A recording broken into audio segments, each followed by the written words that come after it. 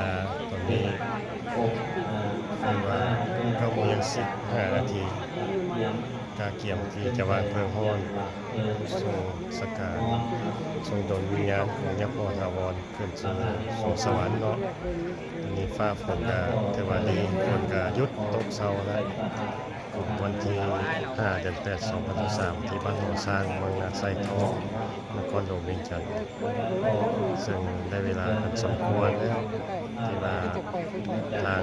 คณะกรรมการและทางวัดและทางการจัดตั้งเป็นจะได้พิธีวางเพลิงฮ้อนเพื่อส่งดวงวิญญาณของยาพ่อถาวรขึ้นสู่สวงสวรรค์ในดวงวิญญาณเพิ่นไปถึงสวรรค์ชั้นฟ้าเป็นบุญกุศลที่ว่าได้บำเพ็ญเป็นเจ้าอาวาสที่วัดบ้านหัวสร้างอย่างนี้เนาะตอนนี้ทางพระอาจารย์และทางคณะกรรมการก็เกี่ยมวางเพลิงฮ้อนแล้วได้เนาะได้เวลาสมควรแล้วถึงว่านโมสาธุนำเพิ่นเนาะบัดนี้เนาะมีโชคมีชัยก็เอามือสาธุนำเด้อผู้บ่ได้มาผู้อยู่ทางบ้านทางไกลก็ได้บุญกุศลนำกันเบิดทุกคนผู้มาก็ได้บุญผู้อยู่ไกลก็ได้บุญให้เบิ่งให้เห็นนำกันก็ได้เวลาสมควรประชาชนชาวบ้านหัวสร้างและทางเมืองนาไซทองก็ได้จุ่มนุมกันมาอย่างโรงงาน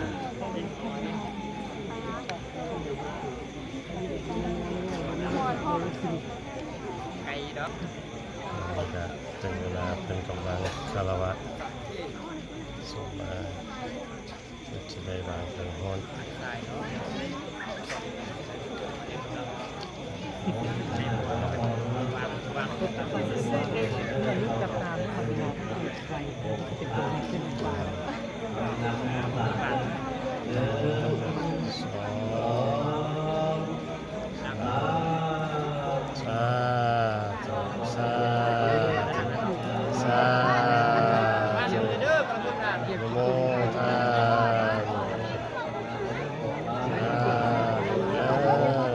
สุขติเด้อยาพ่อถาวรเด้อดวงวิญญาณไปสู่สวรรค์สวรรค์ชั้นฟ้าได้บ่ได้บ่จะไปเ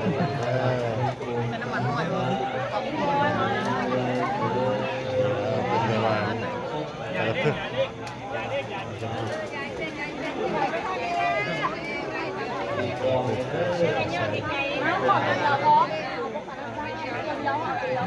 ไปบ้านนี้เลยไปนอกไป บางขึ้นเนาะเดี๋ยวฝนจะร้อนเลยคอยตอนน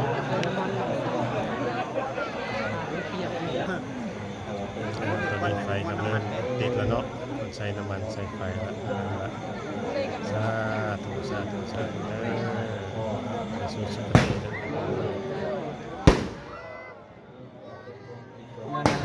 ไหลมาเนี่ยบัดนี้ไหลมาไหลฟ้าไหลแทนให้เปิดทางไปสู่สวรรค์ชั้นฟ้าเลยหมู่มารอย่าให้ทางเด้อเปิดไปแล้วบัดนี้สวรรค์ได้บัดนี้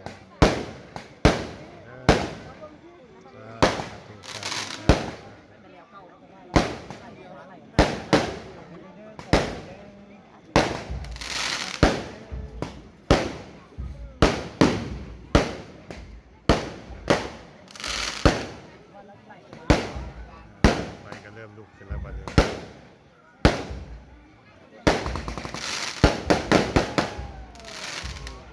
เบิ่งกันยาวๆเลยบัดนี้โอ้ขึ้นงามแล้วบัดนี้ดอกไฟสีอันนั้น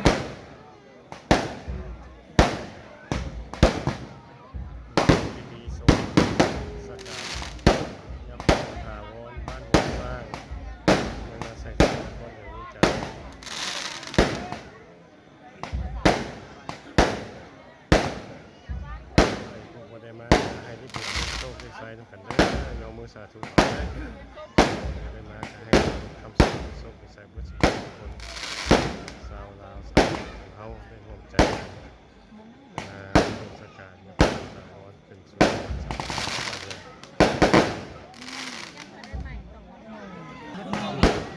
เศร้าแต่เมื่อคืนนี่ ฝน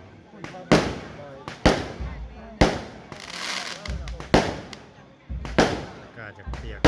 ยังทำใจเลยไม่ทราบ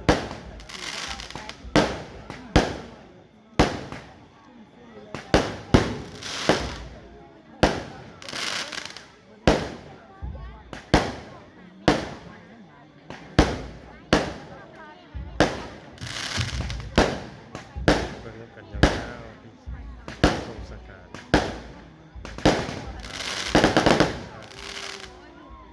ตรงคนละวันจันทร์ไฟคอยเดินไว้เพราะว่าฝนตกมา2-3 มื้อติดต่อกันแต่ว่าอากาศดีเวลาที่ฝนจะเศร้าอากาศดีที่ทรงสกัดจะขอทาวรหน้าฝนเป็นใจเนาะเวลานี่ก็อยู่ประมาณ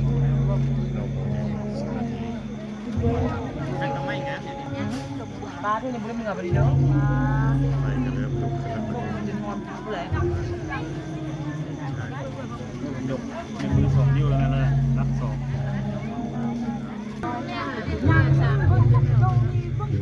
ยืนหน้าโดนเลยที่นี่คือว่าเอาหอม